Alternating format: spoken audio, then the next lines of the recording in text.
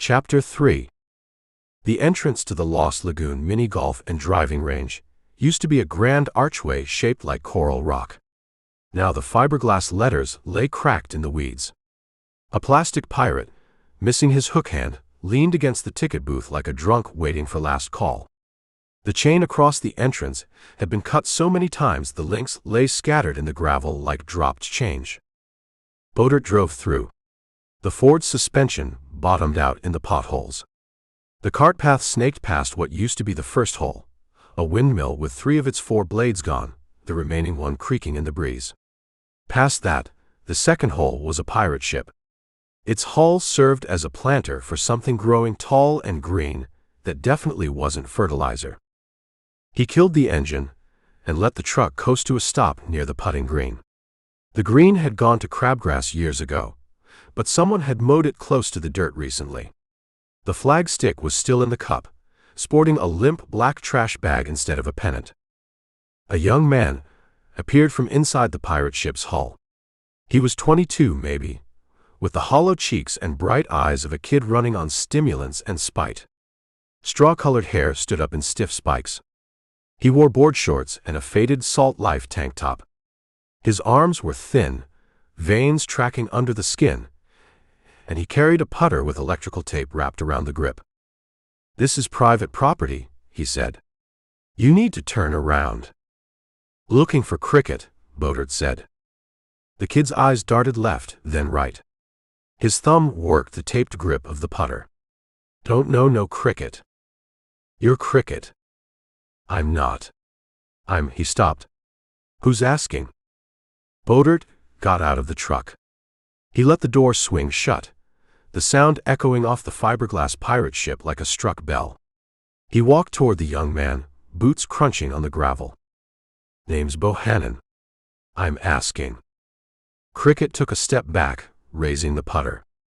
Not threatening. Protective. The way a child holds a stick in the dark. "I don't want no trouble." "Then we're on the same page." Bodirt stopped 10 feet away, close enough to see the sweat beaded on Cricket's upper lip. "You find girls for private parties. The kind where the host pays cash and doesn't ask for a receipt." "I don't know what you're." "You want to tell me that story again?" "Because I got all day. It's hot, I'm already in a bad mood, and I drove all the way out to this shithole because a psychic told me you might know something about a missing girl. We can stand here and play dumb, or you can tell me what I need to know, and I'll be out of your hair before your next crop flowers." Cricket's face went pale beneath his sunburn. "I don't. Who told you about the parties?" "Someone who thinks you're smarter than you look. Don't prove her wrong." The putter lowered. Cricket's shoulders sagged, the fight draining out of him. He looked at the Ford, then at Bodirt, then at the sky, hoping for a distraction that wasn't coming. "Come on," he said. "It's cooler inside." He led the way through the hull of the pirate ship, stepping into what used to be a maintenance shed. Now it was a miniature grow house, producing just enough to keep a small crew of idiots from dealing with real cartel suppliers. 5-gallon buckets lined the walls, each holding a plant reaching toward a bank of jury-rigged grow lights. The air was damp and thick with the sweet musk of flowering cannabis. Cricket settled onto a milk crate, the putter across his knees. Bodirt stayed standing, back to the wall, letting his eyes adjust to the purple light. "You a cop?" Cricket asked. "Private." "That's worse. Cops, you know what they want.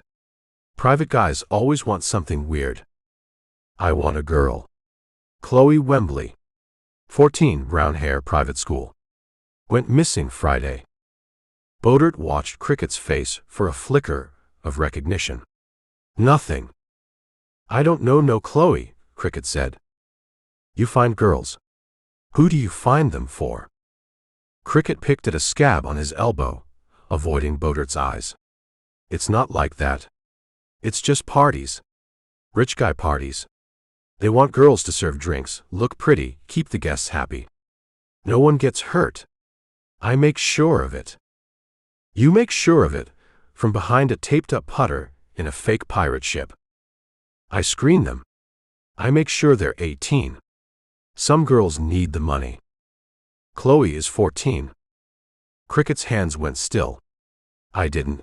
I never. You get them from somewhere. Then they go somewhere. Where? The kid's mouth opened and closed. He looked at the plants, the lights, the putter. Anywhere but Bodirt. There's this guy, he said finally. Calls himself Mr. Good Time. Pays cash, doesn't haggle. Wants girls with a certain look. Young. Fresh. He stopped. Fresh what?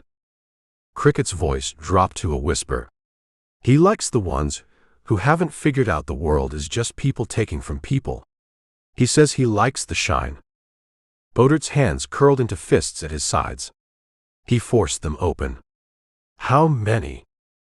3, maybe 4. Over the last year. He doesn't call often. Where do you deliver them?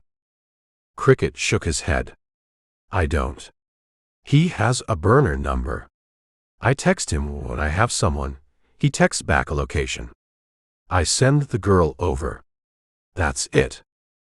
Give me the number. It's disconnected. He gets a new one every time. He's careful. Bodirt pushed off the wall and took a step toward the milk crate. Cricket flinched. The putter started to come up, but Bodirt grabbed the steel shaft and ripped it out of the kid's hands. Cricket didn't fight back. Bodirt tossed it into the corner. He stood over the young man, smelling the sour tang of his fear, cutting through the sweet chemical smell of the plants. You're going to tell me where he picks them up. I don't. You're going to tell me, Cricket, because you're the only thing standing between me and finding this girl. I have a very short fuse when it comes to people who traffic children. Understand? Cricket nodded fast, his whole body shaking. There's a place. A storage facility. Out past the agricultural land, near the levee. He has a unit there. He told me to send the girls, said he'd meet them with a car. What's the address? I don't know the exact address. It's just a dirt turnoff past the sugar fields. Unit 14. Cricket's face crumpled. He's going to kill me.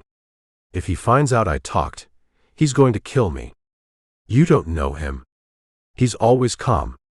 He smiles like he's watching a movie and already knows how it ends. He's not going to find out. Because you're done. Cricket blinked. What? You're done, Bodirt said. You're done finding girls. You're done with the parties. If I hear you're still in this business, I will come back here, and I won't ask questions. I'll just handle it. Clear. Cricket nodded, his head bobbing like a toy on a spring. I'm done. I swear. Bodirt turned and walked out of the purple light, back into the suffocating heat of the afternoon. He got into the Ford, the engine catching on the first turn. He put it in gear and pulled out of the overgrown lot, leaving the Lost Lagoon mini-golf and driving range behind him. He found Old Dixie Highway and pointed the truck south toward the agricultural land and the levee. Somewhere out there was a storage facility. Unit 14. He pressed the accelerator, listening to the transmission slip and the engine strain. The speedometer climbed. 3 days. Maybe 4. The clock was ticking, and he was tired of waiting.